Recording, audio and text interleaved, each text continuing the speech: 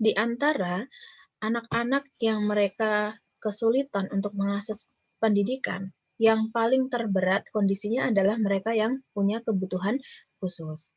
Ya, oleh karena itu di sini saya memberikan pemahaman pada kalian tentang gambaran kondisi anak-anak berkebutuhan khusus. Tapi diingat ya, inklusi itu tidak melulu tentang disabilitas atau anak kebutuhan khusus. Ini hanya memberikan wawasan kalian untuk memahami anak-anak yang dia berbeda secara tumbuh kembang sehingga berdampak pada kemandirian belajar ya. Mungkin kalian pernah bertemu atau melihat orang-orang dengan kondisi seperti ini. Ada yang sudah pernah lihat?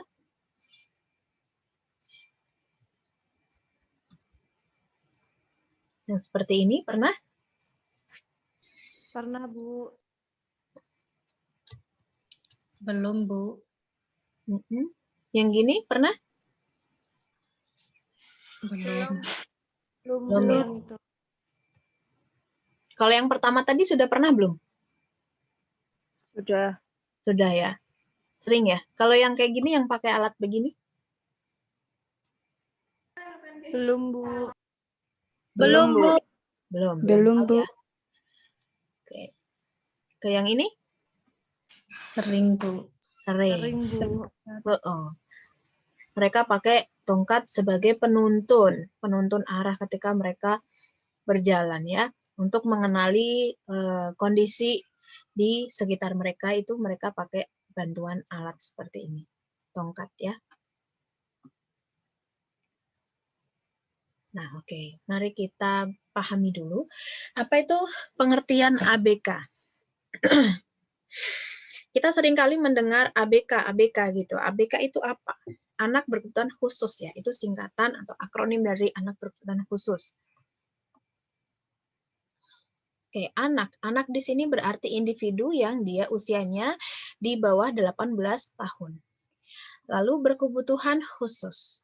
Berkebutuhannya bagaimana? Nah, ini kita lihat dari kondisi yang berbeda pada tumbuh kembang anak pada umumnya, baik secara fisik, mental, emosi, sosial, atau gabungan pada beberapa aspek sehingga membutuhkan layanan pendidikan khusus untuk mencapai perkembangan optimal. Jadi memang karena adanya kondisi berbeda tadi secara fisik, mental, emosi, sosial, atau mungkin gabungan dari beberapa hal ini, maka anak-anak ini membutuhkan layanan pendidikan yang khusus supaya potensinya bisa berkembang dengan optimal. Nah, seperti apa kekhususannya? Dalam hal apa? Dikarenakan kemampuan yang berbeda tadi, konsep berbeda di sini, kemampuan anak-anak tadi bisa di bawah rata-rata atau justru di atas rata-rata anak pada umumnya. Nah, karena kondisi berbeda ini, ada kebutuhan dalam pendidikan. Apa kebutuhannya? Kebutuhannya adalah program pembelajaran yang dirancang khusus untuk mengoptimalkan potensi anak. Nah, khusus di sini tidak berarti mereka disendirikan dalam proses pembelajaran, tapi adalah program pembelajaran yang menyesuaikan potensi siswa dan juga kebutuhan belajar siswa. Dari mana guru bisa tahu potensi siswanya apa dan kebutuhan belajarnya apa? Itu dari proses yang dinamakan asesmen atau pengumpulan informasi. Jadi setiap kita mau membuat program pembelajaran untuk ABK itu selalu diawali dengan asesmen supaya nanti kebutuhan khususnya itu bisa terpenuhi ya. Jadi pada intinya ABK ini adalah individu di bawah 18 tahun yang mereka itu punya kondisi yang berbeda dengan tumbuh kembang anak pada umumnya, baik secara perkembangan fisik, mental, emosi, sosial, kognitif, atau gabungan pada beberapa aspek tersebut, sehingga mereka itu punya kebutuhan mendapatkan program pembelajaran yang disesuaikan dengan mereka, sehingga pertumbuhan dan perkembangan mereka bisa tercapai dengan optimal, gitu ya. Jadi kita melihat kebutuhan khusus itu muncul dikarenakan ini. Kebutuhan khusus itu muncul dikarenakan kondisi mereka yang berbeda ini tadi.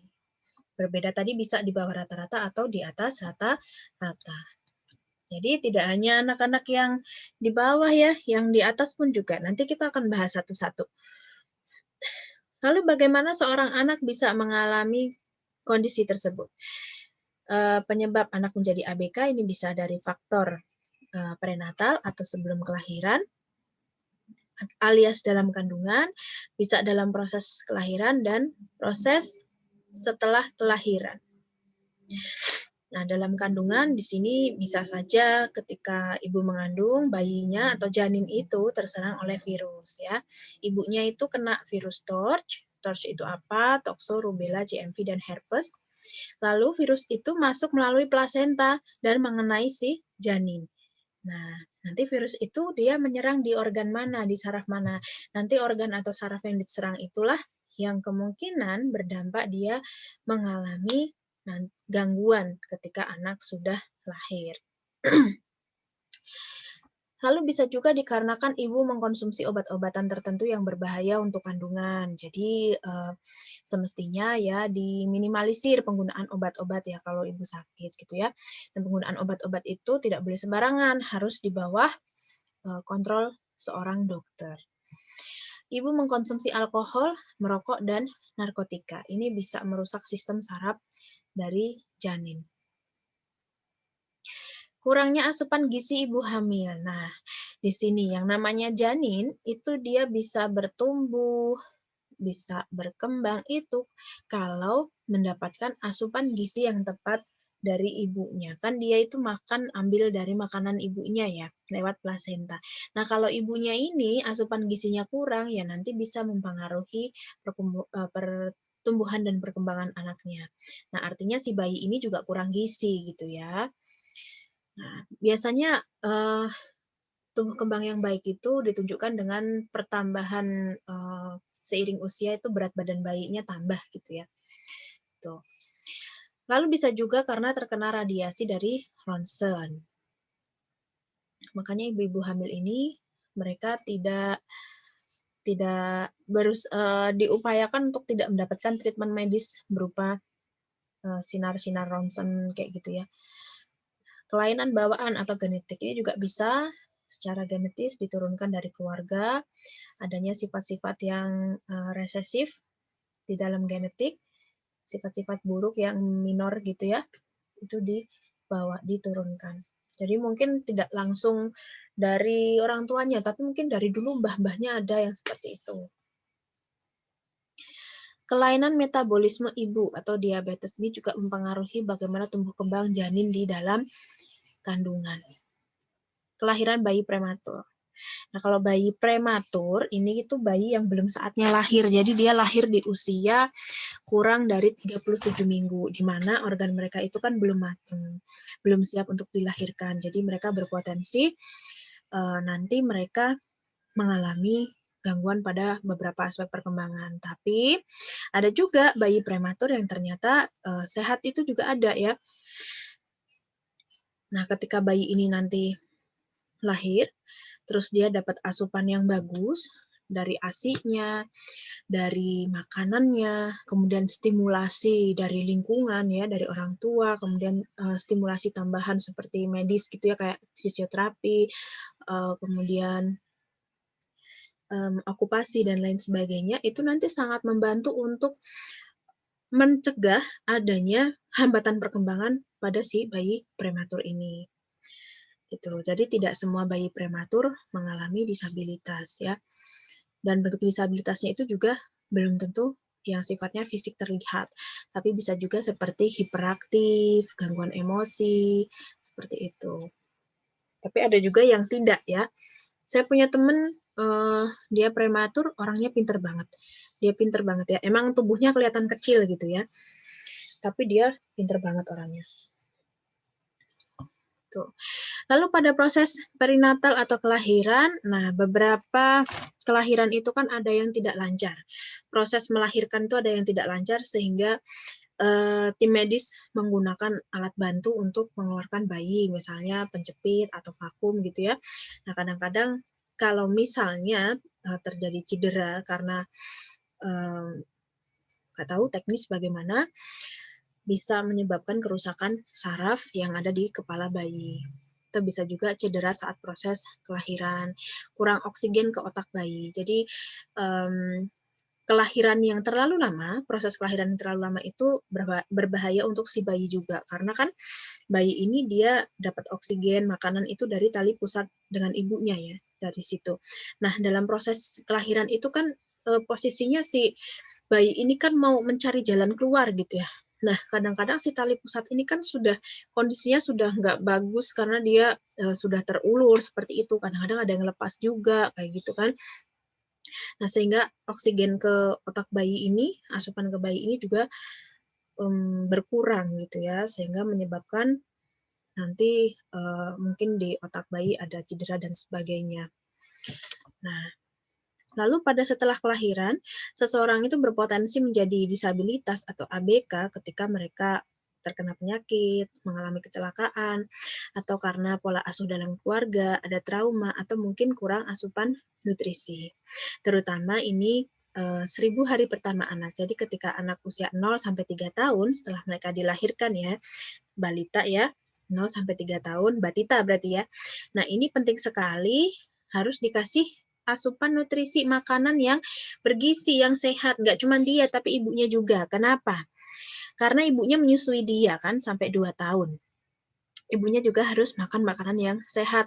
Karena dari ASI itu, supaya dari ASI itu, si anak ini juga mendapatkan gizi yang baik. Walaupun nanti di usia 6 bulan si anak sudah makan. Nah, makanannya ini juga harus yang sehat ya, yang bergizi. Tidak buah tok ya, harus ada proteinnya, ada karbohidratnya, ada lemaknya, ada sayurnya juga kayak gitu ya. Jadi gizi lengkap. Supaya nanti 1000 hari pertama itu anak ini bisa mencapai tumbuh kembang yang optimal dikarenakan asupan nutrisinya juga bagus gitu ya. Tapi tidak hanya cukup hanya asupan nutrisi yang bagus gitu. Harus didukung sama pola asuh keluarga yang suportif. Jadi orang tua, keluarga harus menstimulasi anak, ngajak interaksi anak, memberikan anak kesempatan untuk main, untuk mengeksplorasi lingkungan supaya nanti fungsi-fungsi tubuhnya ini bisa berkembang dengan baik. Untuk ini ya, mencegah adanya hambatan perkembangan.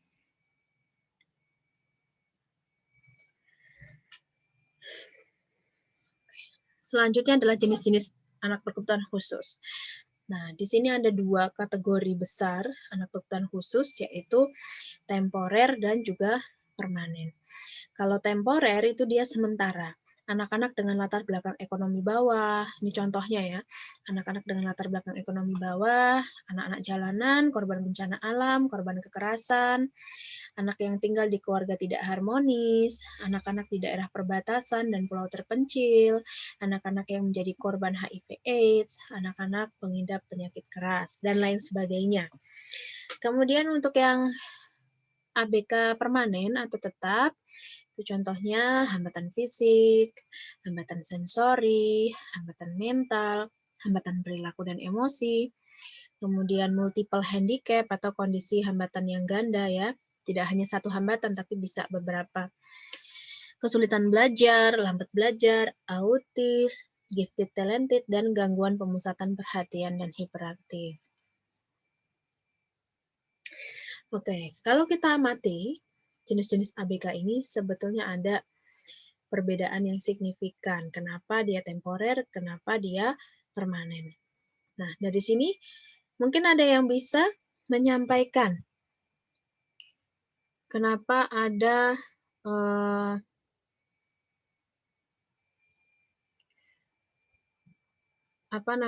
kenapa ada kategori temporer, kenapa ada kategori permanen.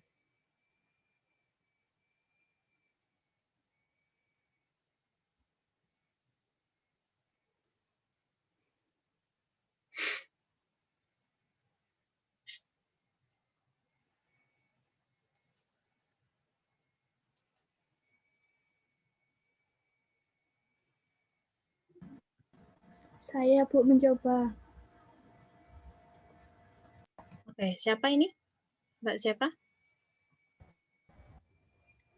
Mbak Rizka ya. Oke, silakan Mbak Rizka.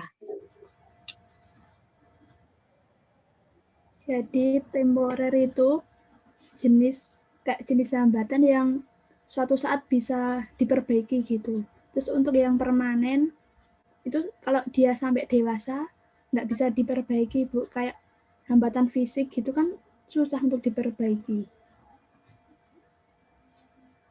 Gitu, Bu.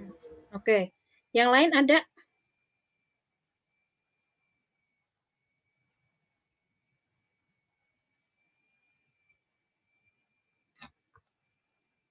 Yang lain? Saya, Bu, Mm-mm. kalau yang temporer itu tuh disebabkan karena faktor eksternal. Bisa trauma, Mm-mm. kecelakaan, atau gitu-gitu. Kemudian kalau yang permanen itu dari bawaan gitu, Bu. Oke. Ada lagi?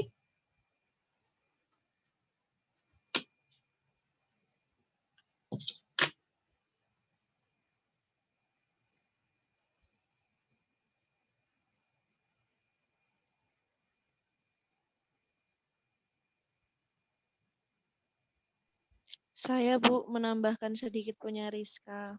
Mm-mm. Siapa ini? Nabila ya. Nabila, Bu. Oke. Setuju sama punya Rizka sih, Bu. Kalau Mm-mm. yang temporer itu yang bisa disembuhkan atau diperbaiki, Bu. Kalau yang Mm-mm. tetap itu berarti udah nggak bisa disembuhkan kayak tunadaksa, tunarungu gitu, Bu. Kalaupun disembuhkan, mungkin waktunya cukup lama gitu, Bu, dan perlu banyak nggak bisa secepat yang temporer. Mm-mm. Iya. Benar banget ya. Jawabannya betul semua. Memang kalau dia temporer kan sifatnya sementara. Artinya kondisi kebutuhan khusus itu bisa hilang jika masalahnya sudah tertangani ya. Dan kebanyakan ini faktornya dari luar si anak ya. Tapi kalau yang permanen ini ya karena disebabkan kalau permanen ini adalah ada penyebab secara biologis, secara fisik, secara organis pada si diri anak yang mereka dampaknya itu mereka bawa seumur hidup. Jadi kalau ada yang bilang autis bisa sembuh itu, nah itu nggak 100% sembuh sebetulnya, tapi ada cara-cara membantu orang-orang seperti itu untuk bisa beradaptasi di lingkungan gitu ya. Nah, jadi memang kondisi permanen ini yang dibutuhkan adalah penyesuaian lingkungan untuk mereka ya. Mungkin ada juga yang dia pakai alat-alat bantu tertentu supaya bisa beradaptasi di lingkungan. Kayak yang tadi tunanetra kan pakai tongkat gitu ya. Terus yang tunarungu itu ada sebagian yang mereka pakai alat bantu dengar yang dipasang di telinga tadi.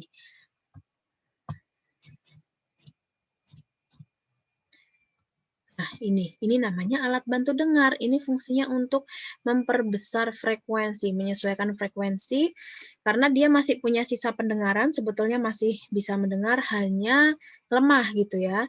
Nah, ini diperbesar frekuensinya sehingga dia bisa dengar. Tapi ada juga yang tidak mendengar sama sekali. Gitu ya. Jadi bedanya itu. Memang kondisi itu di bawah seumur hidup sampai mati ya, di bawah seperti itu, nggak bisa dikatakan sembuh gitu ya. Kita bahas satu-satu.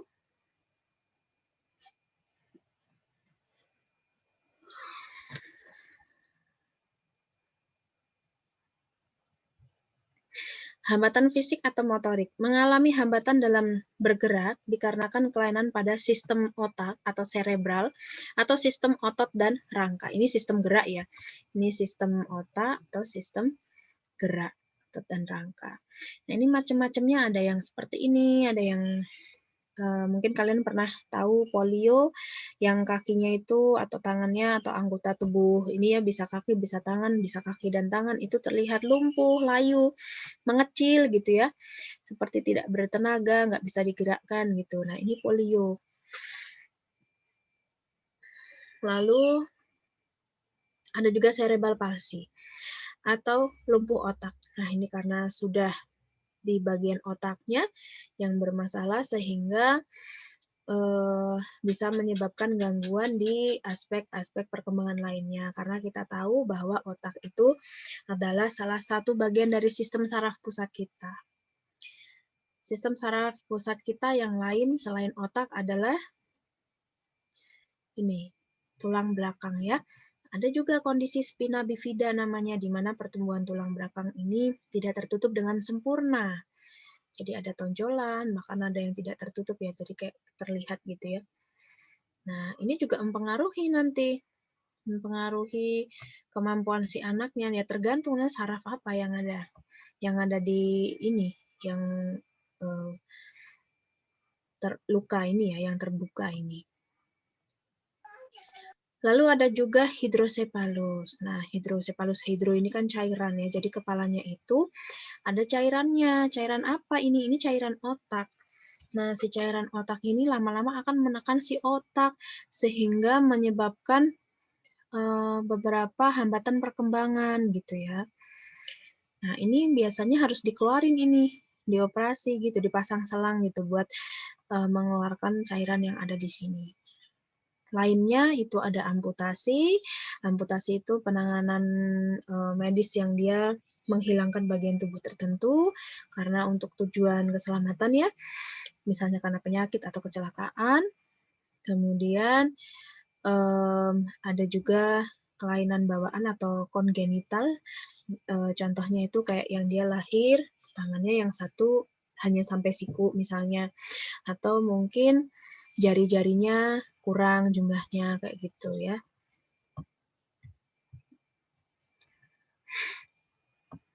Oke.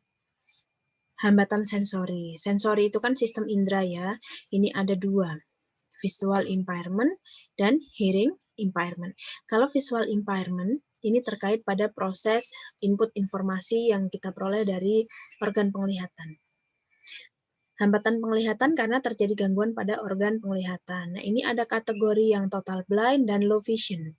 Kalau total blind itu mereka memang tidak ada sisa penglihatan sama sekali, jadi betul-betul tidak bisa melihat. Tapi kalau low vision di sini, itu masih terdapat sisa penglihatan. Jadi tidak seluruh organ matanya itu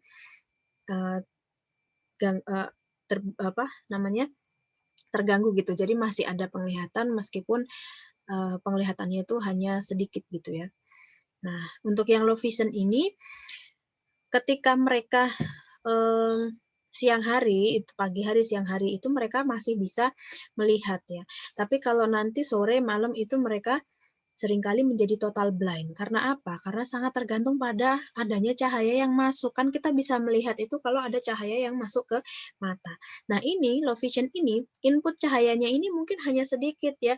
Kalau misalnya mata itu segini gitu, dia mungkin hanya seberapanya gitu ya. Nah kalau misalnya mataharinya cahayanya kurang, ya udah, dia juga jadi nggak melihat lama-lama gitu ya. Ada juga kondisi penyakit, ini bisa karena virus, bisa karena penyakit. Ada yang sifatnya penyakitnya itu dia progresif. Jadi lama-lama tadinya bisa ngelihat, lama-lama low vision, terus lama-lama jadi nggak bisa melihat sama sekali. Nah, dikarenakan hambatan pada melihat, tidak bisa mengakses informasi yang dari penglihatan atau secara visual, mereka ini mengandalkan panca indera peraba dan pendengaran dalam belajar. Jadi nanti kalau kita membuat pembelajaran, misalnya di kelas kita ada yang hambatan penglihatan, kita harus mengoptimalkan perabaan dan pendengaran. Gitu ya. Kemudian untuk yang hambatan pendengaran atau hearing impairment. Ini seringkali dikenal dengan tunarungu, tuli, tunarungu wicara. Nah, ini dikarenakan adanya gangguan pada organ pendengarannya atau saraf pendengarannya. Di sini juga ada derajat variasi kemampuan mendengarnya dari sangat ringan sampai yang ekstrim atau tuli. Jadi kalau tuli itu dia sudah tidak punya lagi sisa pendengaran.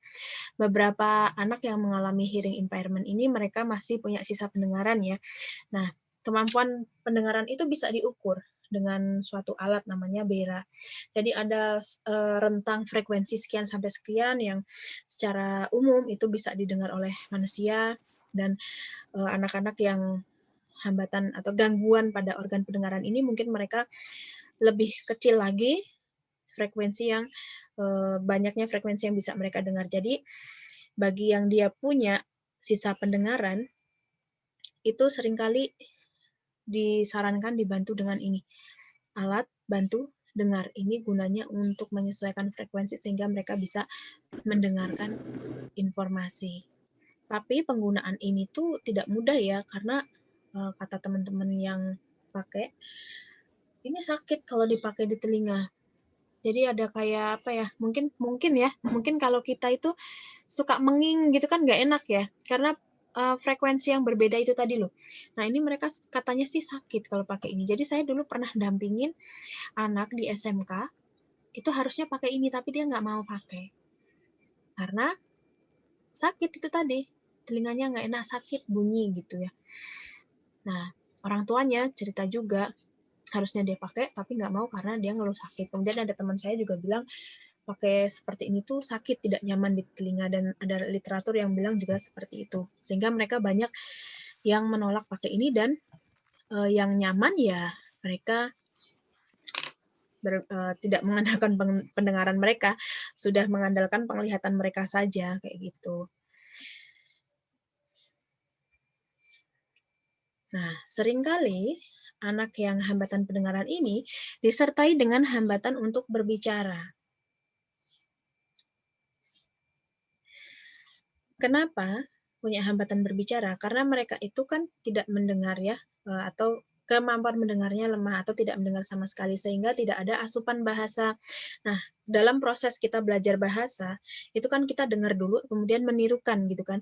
Nah, kalau nggak ada asupan bahasa di sini, mereka juga akan kesulitan untuk menirukan, untuk mengucapkan. Nah, kadang-kadang anak yang hambatan pendengaran ini, organ bicaranya itu juga tidak terlatih, sehingga mereka hambatan untuk berbicara.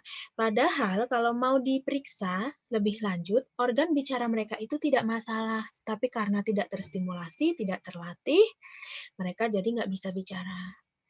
Nah, seperti apa suara mereka? Ya, seringkali suaranya kayak tinggi, sengau gitu ya, mereka nggak bisa mengatur nada, dan ngomongnya tidak jelas gitu ya.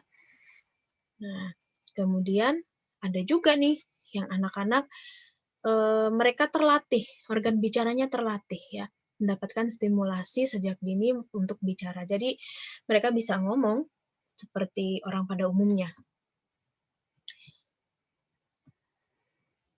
Dikarenakan lemah pada pendengaran, mereka mengandalkan penglihatan untuk mengakses informasi.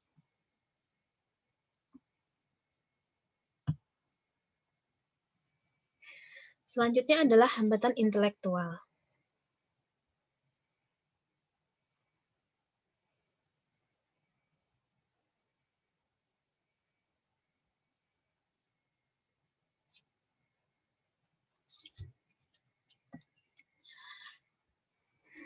Intelektual itu adalah kemampuan kita, kecerdasan kita, kemampuan kita untuk menggunakan kemampuan kognitif, kemampuan berpikir, dalam upaya untuk kita beradaptasi sama lingkungan ya, untuk problem solving, untuk menyesuaikan secara sosial, dan sebagainya. Nah, anak-anak yang mengalami hambatan intelektual ini, kecerdasan mereka itu memang di bawah rata-rata, dan sulit untuk berperilaku sesuai atau berperilaku adaptif, untuk kemandirian dan keterampilan sosial. Nah, ketidakmampuan ini muncul terjadi sebelum usia mereka berada di 18 tahun. Jadi memang sudah bisa kelihatan dari kecil. Kemampuan intelektual yang berada di bawah rata-rata, nah kemampuan mereka itu IQ-nya di bawah 70. Jadi kecerdasan orang, intelektual orang itu bisa diukur dengan skala Wechsler. Nah, skala Wechsler ini tuh memberikan rentang tertentu yang mengkategorikan kecerdasan manusia. Kalau anak-anak yang hambatan intelektual, mereka berada di bawah 70 menurut skala Wissler. Istilah lain dari hambatan intelektual adalah tunagrahita atau keterbelakangan mental atau retardasi mental atau disabilitas intelektual. Mereka seringkali menunjukkan kemampuan usia mental yang di bawah usia kronologis. Jadi contohnya anak usia 15 tahun, tapi perilakunya seperti anak 5 tahun, perilakunya seperti anak 10 tahun, seperti itu ya. Jadi perilaku mereka itu tidak sesuai sama usia kronologisnya mereka.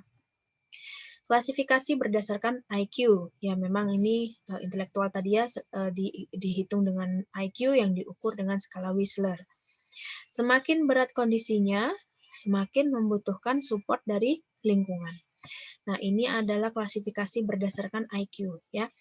Nanti kita tahu semakin berat kondisinya, semakin membutuhkan support dari lingkungan. Karena kan mereka kesulitan untuk ini ya, untuk kemandirian dan keterampilan sosialnya. Jadi sangat berpengaruh nih dukungan dari keluarga dan juga guru untuk mereka.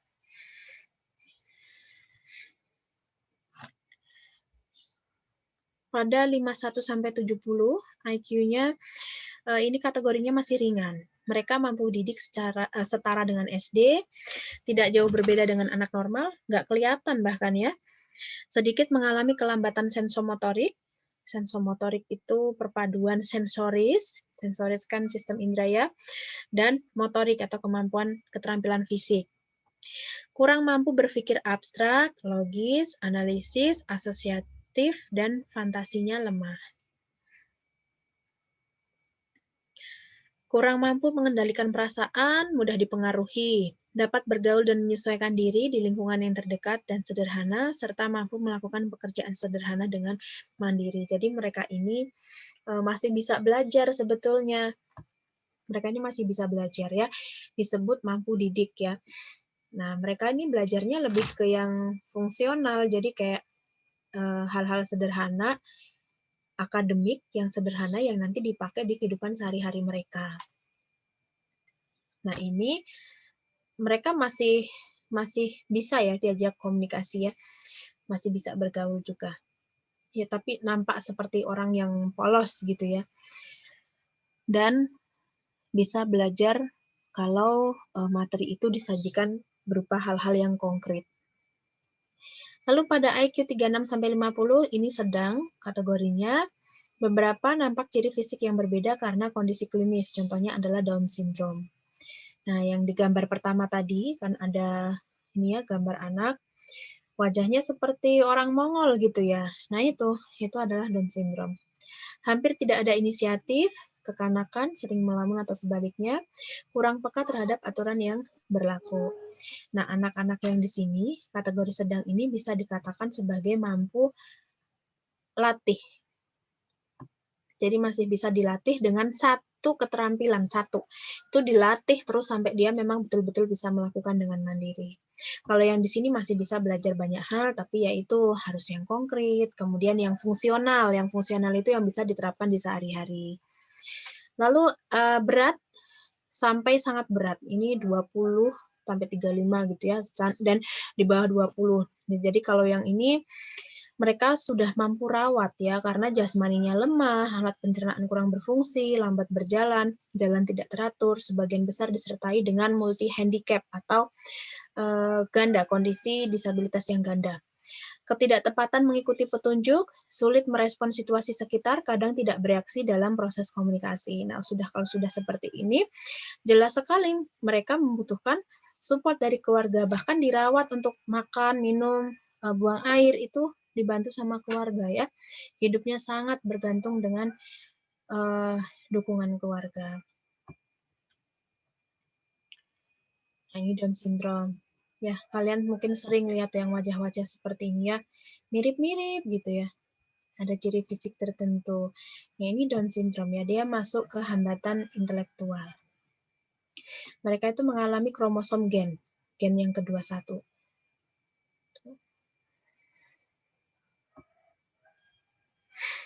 Selanjutnya hambatan perilaku dan emosi.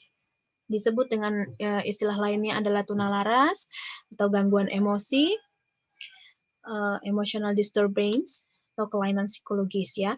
Nah, emosi mereka ini cenderung sangat labil, bisa sangat tinggi atau justru sangat rendah.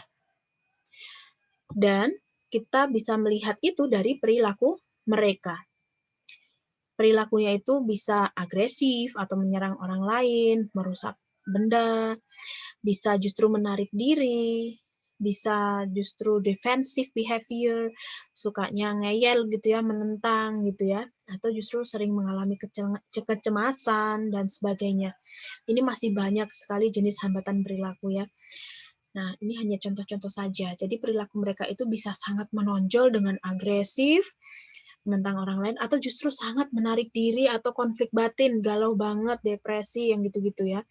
Nah, perilaku ini tidak sesuai sama norma, jadi nggak sesuai sama usia mereka, maksudnya norma di tempat mereka pada umumnya, anak-anak nih perilakunya gimana, kok mereka nggak seperti itu, kayak gitu ya. Nah, perilaku ini bisa disebut menyimpang apabila perilaku itu terjadi di mana-mana. Jadi di sekolah begitu, di rumah begitu, di tempat umum begitu, kemudian sering berulang, dan terjadi pada waktu yang lama. Jadi emang sering banget dilakuin, dan itu nggak hanya bulan-bulan tertentu setelah ada kejadian. Nggak gitu, jadi memang hampir sepanjang waktu, hampir sepanjang hidup mereka melakukan perilaku itu. Penyebabnya bisa dari faktor biologis dan non-biologis. Kalau biologis ya terkait dengan adanya gangguan di otak, genetik, dan kalau di faktor luar itu kayak di keluarga dan sekolah, juga di masyarakat ya. Pola asuh ini juga sangat mempengaruhi adanya anak hambatan perilaku dan emosi.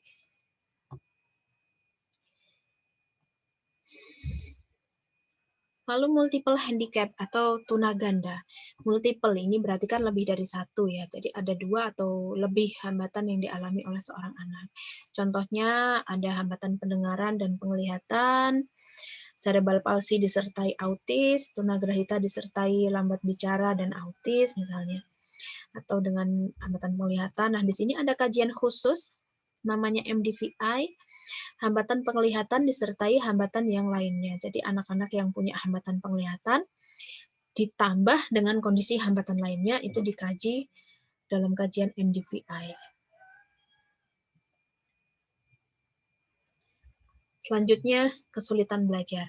Nah, kesulitan belajar ini adalah salah satu kondisi anak berkebutuhan khusus yang seringkali tidak teridentifikasi, tidak diketahui di sekolah. Mereka banyak di sekolah umum, tidak di SLB ya. Tapi guru-guru ini nggak ngerti kalau mereka tuh berkebutuhan khusus karena memang secara organis itu ada gangguan di bagian otaknya. Tapi bagian otak hanya sebagian kecil yang itu berdampak pada pemahaman mereka dan penggunaan bahasa. Gangguan dalam pemahaman dan penggunaan bahasa, berbicara dan menulis. Jadi memang secara organ itu ada yang gangguan perseptual, disfungsi minimal otak, cedera pada otak, tapi hanya bagian kecil aja, sebagian kecil otak itu yang mempengaruhi kemampuan dalam berpikir, membaca, berhitung, dan berbicara. Nah, intelijensi anak-anak ini tuh seringkali normal atau justru di atas rata-rata. Dan biasanya mereka itu unggul di bidang lain. Jadi memang khusus untuk penggunaan bahasa. Itu yang mereka kesulitan, baik itu bahasa lisan maupun tertulis. Sulit memahami dalam satu atau beberapa bidang tertentu ya. Jadi memang hanya spesifik, kesulitan belajar spesifik. Nah, ini dia jenis-jenisnya, ada disleksia, ada disgrafia, ada diskalkulia. Kalau disleksia itu dia kesulitan belajar membaca, kesulitan belajar menulis disebut disgrafia, kesulitan belajar berhitung disebut diskalkulia. Nah, istilahnya ABBS ya, anak berkesulitan belajar spesifik. Kalau di sini, di kampus kita, ABBK nyebutnya, kesulitan belajar khusus. Tapi kalau kalian mencari sumber-sumber, itu bisa ABBS. Kemudian ini slow learner. Nah, slow learner ini atau lamban belajar juga banyak banget di sekolah dasar pada umumnya, cuman kadang-kadang tidak teridentifikasi juga, dan mungkin lebih dinilai sebagai anak yang nggak bisa mengikuti gitu ya. Nah, sebetulnya anak lamban belajar ini hanya membutuhkan waktu yang lebih lama dibandingkan sekelompok anak lain seusianya. IQ mereka itu di bawah rata-rata tapi tidak sampai keterbelakangan mental. Ya, nah ini dampak dari yang di bawah rata-rata ini, tapi tidak sampai keterbelakangan mental ini yang membuat mereka itu butuh waktu yang lebih panjang dibandingkan anak yang seusianya ketika mereka belajar.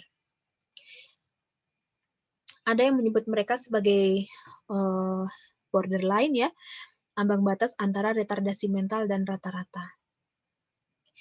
Nah, mereka kecenderungan menunjukkan kemampuan skolastik yang berada di bawah rata-rata kemampuan temannya. Jadi kemampuan skolastik atau kemampuan akademik ini tuh gabungan antara kemampuan verbal dan kemampuan numerik. Jadi kayak baca tulis hitung gitu ya.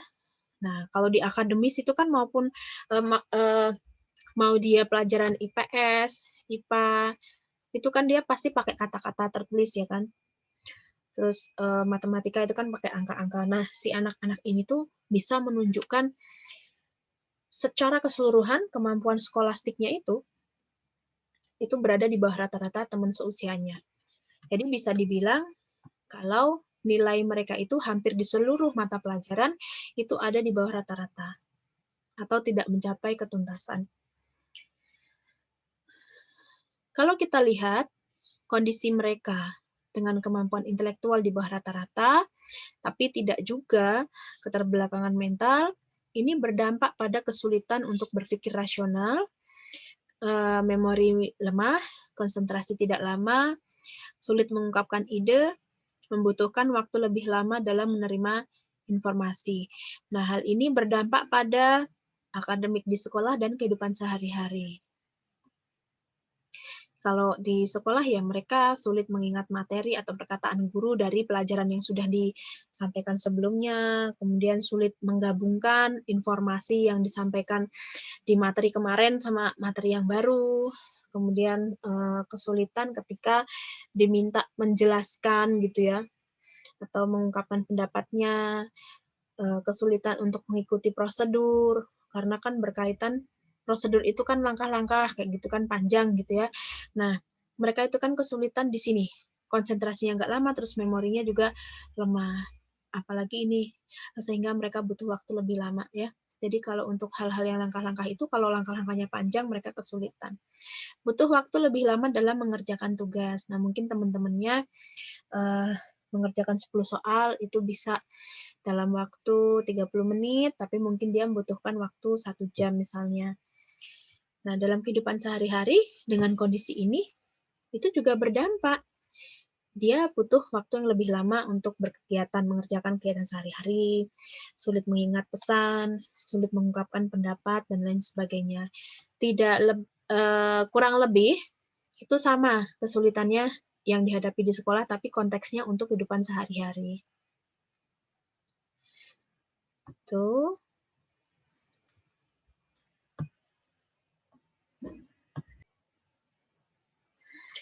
Oke, kemudian autis. Autis ini adalah gangguan perkembangan yang kompleks atau gangguan perkembangan pervasif. Jadi gangguan perkembangan kompleks atau pervasif ini tuh jenisnya ada banyak, nggak cuma autis ya.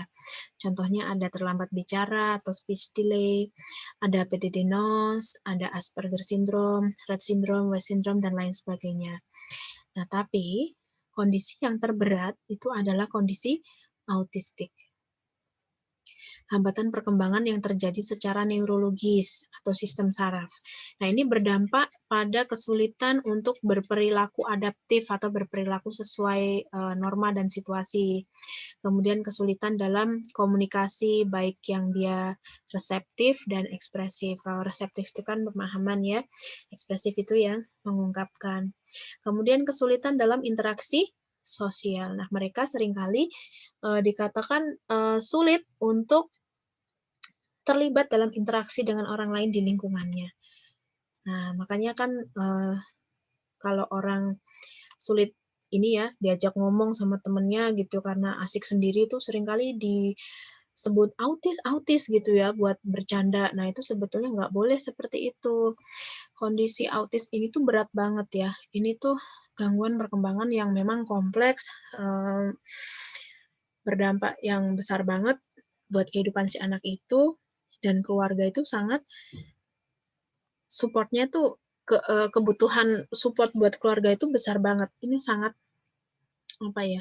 tantangan yang berat untuk keluarga. Jadi tolong mari kita respect pada mereka dengan tidak menggunakan kata autis dalam bercanda sehari-hari ya, karena ini tuh kondisi yang berat dan keluarga yang punya anggota keluarga seperti ini tuh perjuangan mereka luar biasa beratnya gitu ya. Nah, kondisi autisme ini bisa nampak sejak 3 tahun kehidupan pertama. Jadi memang dari kecil itu ada yang bisa diamati gitu, ada kekurangan. Misalnya dia tidak memperhatikan ketika diajak bicara gitu ya, jadi penglihatannya kemana, atau mungkin tidak noleh ketika dipanggil, atau dia senang tertarik sama benda yang bergerak, tertarik pada satu benda itu aja, terus dimainin terus kayak gitu. Ada juga yang dia usia 0-3 tahun perkembangannya baik, tapi makin gede itu makin kelihatan ketertinggalannya dengan perkembangan yang normal. Sehingga makin nampak bahwa anak ini mengalami autis. Tapi ini nanti bentuknya sangat variatif ya setiap anak ya. Ada yang dia masih bisa adaptif, ada yang tidak, masih ada yang berinteraksi, ada yang kemudian tidak interaksi sama sekali. Itu akan sangat beragam kondisinya. Jika kita mengamati dari segi perilaku, ada kegiatan berulang dan gerakan stereotip. Jadi mereka melakukan kegiatan yang diulang-ulang gitu. Kayak misalnya tangannya dikepak-kepakkan, di hand flapping gitu ya. Hand flapping atau mungkin gini-gini menggoyangkan tubuh, atau mungkin tangannya digini-giniin terus. Atau mungkin mondar-mandir di dalam ruangan atau lompat-lompat seharian gitu ya, atau mungkin gini-gini pukul-pukul kepala gitu, gigit-gigit. Nah itu ada perilaku stereotip diulang-ulang. Atau mungkin dia kalau sudah terbiasa melakukan satu kegiatan, ya kegiatan itu terus yang ingin dia lakukan. Nah si anak-anak seperti ini itu mereka itu tidak bisa beradaptasi dengan mudah dengan perubahan rutinitas. Jadi kalau misalnya mereka udah dari pagi sampai malam urutan kegiatannya adalah ABC, ya harus ABC. Kalau misalnya kita ABCD atau ada yang kita balik karena suatu hal gitu ya, nah itu mereka bisa sulit beradaptasi, bahkan bisa mereka marah kayak gitu ya. Nah kemudian anak-anak ini juga punya pengalaman sensorik yang tidak biasa, respon yang tidak biasa. Ada anak yang bisa sangat peka secara sensorik, sehingga kalau cuman disentuh gini aja, dia ngerasa sakit atau ngerasa sangat tidak nyaman, jadi tidak mau disentuh. Tapi ada juga yang justru tidak peka sama sekali, sangat peka dan tidak peka sama sekali. Contohnya yang tidak peka sama sekali, misalnya si anak ini terluka, dia nggak ngerasain perih, nggak ngerasain sakit. Jatuh seperti apa gitu, dia nggak ngerasain sakit apa-apa. Bisa seperti itu. Lalu dari segi perilaku anak-anak ini, bisa dikategorikan perilaku yang berlebih dan perilaku yang kurang. Perilaku berlebih itu terlihat pada agresivitas, kemudian self-injury, hiperaktif, mengulang-ulang gerakan. Kalau yang perilaku yang kurang itu misalnya mereka tidak komunikasi ya, tidak bicara, kemudian menarik diri, tidak menyukai sentuhan, tidak menyukai interaksi. Jadi memang ini kelihatan banget dari segi karakter perilaku anak autis ini sangat terlihat. Mereka seringkali kalau diajak komunikasi itu matanya nggak melihat lawan bicaranya, jadi ke tempat yang lain kemana gitu ya. Oke. Selanjutnya gifted. Oh my god. Oke. Gifted dan talented. Kalau gifted ini anak yang di atas rata-rata. Ada gifted, ada talented. Kalau gifted itu dia cerdas istimewa, menunjukkan kemampuan umum, baik itu akademik, kepemimpinan, bakat seni, dan lain-lain, itu sangat baik. Jadi memang kayak di semua aspek dia tuh bagus, performanya tinggi gitu ya. Itu semuanya bagus. Nah, prestasi yang menonjol itu biasanya justru di akademiknya. Tapi kalau untuk anak-anak yang talented, ini bakat istimewa, ini menonjol pada bidang yang non-akademik. Misalnya seni, misalnya dia pinter ngelukis, lukisannya tuh bagus banget gitu ya. Emang apa ya, jadi kayak luar biasa, prestasinya itu sangat istimewa, luar biasa. Biasanya akademisnya biasa aja, tapi di yang aspek lain itu sangat luar biasa.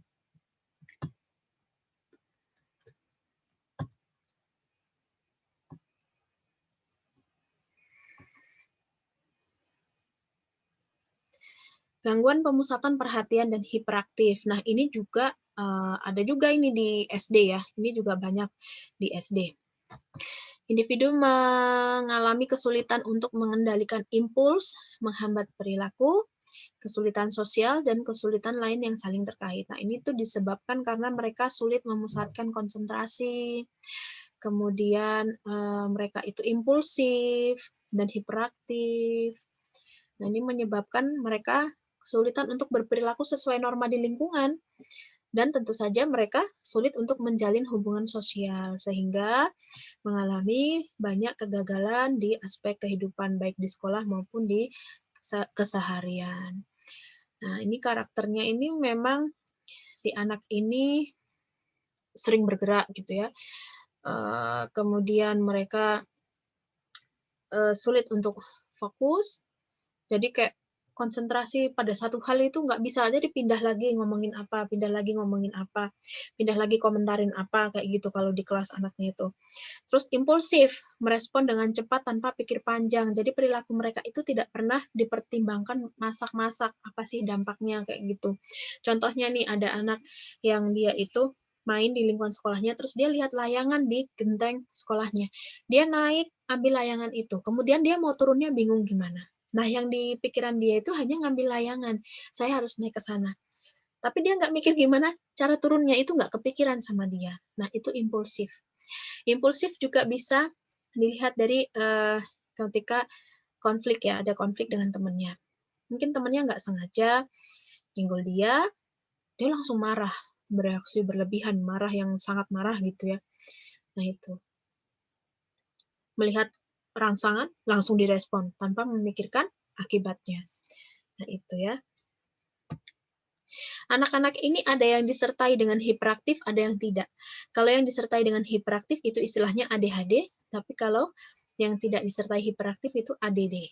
Attention Deficit Disorder. Kalau ini Attention Deficit and Hyperactive Disorder. Oke.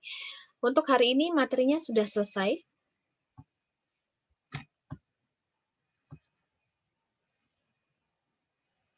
Mungkin ada yang ingin ditanyakan?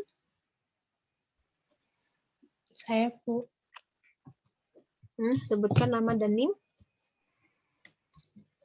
Nama saya Aisyah Azizatul Latifah, NIM 079. Silakan, Mbak. Untuk yang anxiety disorder itu termasuk ke dalam ABK yang temporal atau temperamen ya, Bu, dan itu bisa disembuhkan dan faktornya itu bisa dari luar atau bagaimana. Terima kasih. Oke. Langsung tak jawab aja ya, Mbak ya. Jadi kalau anxiety disorder itu dia gangguan emosi ya. Gangguan kecemasan. Nah, gangguan kecemasan ini itu bisa kita lihat lagi penyebabnya. Dia ini bisa karena pola asuh atau emang karena sistem sarafnya ada yang seperti itu. Jadi emosi itu dikendalikan sama otak kita yang namanya sistem limbik. Nah, pada beberapa anak yang mereka gangguan emosi itu ada pengendalian emosinya yang mereka tuh tidak secara ini memang ada gangguan gitu ya, secara alami memang ada gangguan. Tapi ada juga itu yang disebabkan oleh trauma-trauma yang menyebabkan cara kerja otak mereka itu berbeda kayak gitu. Nah, pendekatan untuk penyelesaiannya itu macam-macam. Ada yang dia medikamentosa atau dengan obat-obatan medis, obat penenang dan sebagainya, atau secara psikologis. Nah, kalau secara psikologis itu nanti ada teknik-teknik untuk regulasi emosi, regulasi diri, kontrol perilaku, dan sebagainya. Begitu Mbak Aisyah? Ya, Bu. Nggih. Terima kasih, Bu. Nggih. Apakah orang yang mengalami gangguan emosi ini kemudian mereka tidak bisa beradaptasi dan mengikuti mandiri di kehidupannya, hidup tenang sebagaimana mestinya? Itu masih bisa, karena ada cara-cara yang bisa nanti mereka pelajari untuk membangun self-regulasi ya, bagaimana mereka mengontrol emosi mereka, mengatur diri mereka, mempertimbangkan apa yang harus mereka lakukan, kayak gitu ya. Ada caranya. Pendekatannya itu bisa itu tadi 2. Mau pakai obat-obatan atau mau pakai pendekatan psikologis gitu. Kalau obat-obatan itu ya nanti dia obat-obat saraf ya. Jadi mempengaruhi cara kerja hormon-hormon yang ada di tubuh kita yang dikendalikan sama sistem limbik tadi. Itu bahaya sih sebetulnya.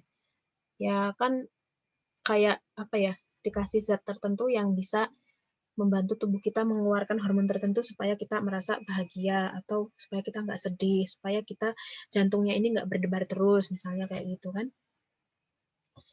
Nah, tapi pada beberapa kasus pendekatan medikamentosa dan juga psikologis itu dilakukan secara komprehensif, jadi bareng-bareng ya, secara obat juga minum, dan secara pengontrolan perilaku menggunakan kognitif mereka itu juga dipakai.